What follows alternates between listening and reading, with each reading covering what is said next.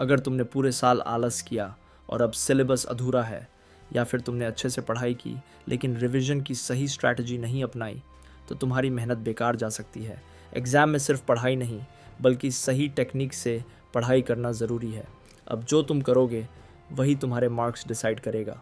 इसलिए अगर तुम चाहते हो कि 7 सब्जेक्ट्स एकदम परफेक्ट कवर हो जाएं, तो ये वीडियो पूरा देखो, क्योंकि ये तुम्हारे लिए गेम चेंजर होने वाला है। समस्या क्या है? सिलेबस ज़्यादा है, टाइम कम है। हर सब्जेक्ट अलग डिमांड करता है।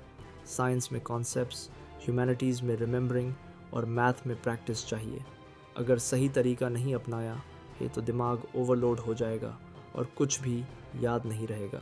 अब मैं तुम्हें साइंटिफिकली प्रूवन टेक्निक्स देने वाला हूँ, जिससे हर सब्जेक्ट स्मार्ट तरीके से कवर कर पाओगे, कम समय में ज़्यादा सीख पाओगे और लास्ट मिनट टॉपर्स की तरह परफॉर्म करोगे।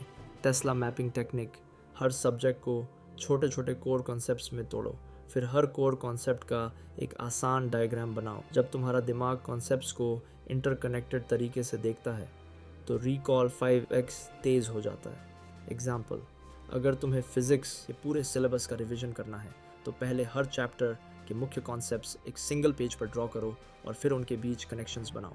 ये दिमाग के न्यूरल पाथवेज को तेज़ करता है और याद करने में मदद करता है। 2-80-20 रिवीजन रूल, परेटोस प्रिंसिपल: सिर्फ पढ़ाई नहीं, स्मार्ट पढ़ाई करो। एग्जाम में 80% मार्क्स सिर्फ 20% सिलेबस से आते हैं। सबसे पहले पिछले साल के क्वेश्चन पेपर्स निकालो और ये देखो कि कौन से टॉपिक्स सबसे ज़्यादा रिपीट होते हैं। उन्हें प्रायोरिटी नंबर 1 पर रखो और पहले उन टॉपिक्स को मास्टर करो। तुम्हारे पास बहुत समय नहीं है, इसलिए हर सब्जेक्ट में सिर्फ हाई यील्डिंग टॉपिक्स को सबसे पहले पकड़ो।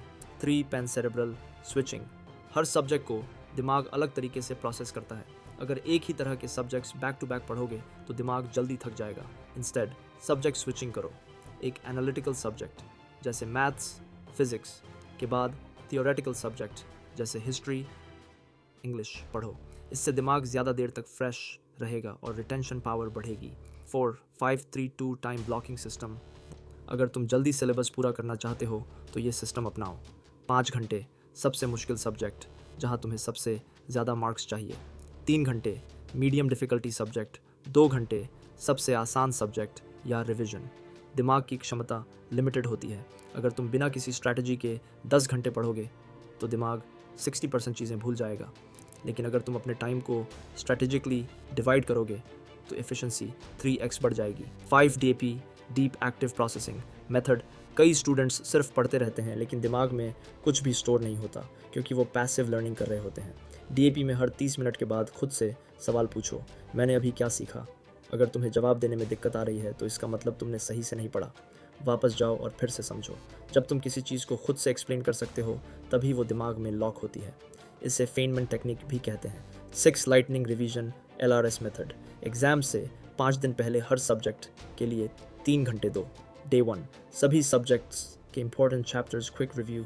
Day 2 difficult topics plus formula revision. Day 3 पिछले साल के क्वेश्चन सॉल्व करो। Day 4 mock test. Day 5 सिर्फ short notes plus flash cards revise करो।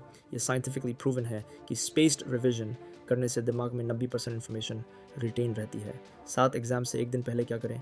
नए टॉपिक्स मत पढ़ो, इससे सिर्फ कन्फ्यूजन बढ़ेगा। सिर्फ short notes and formulas revise करो। रात को कम से कम 6 घंटे की नींद लो, ये मेमोरी को सॉलिडिफाई करता है।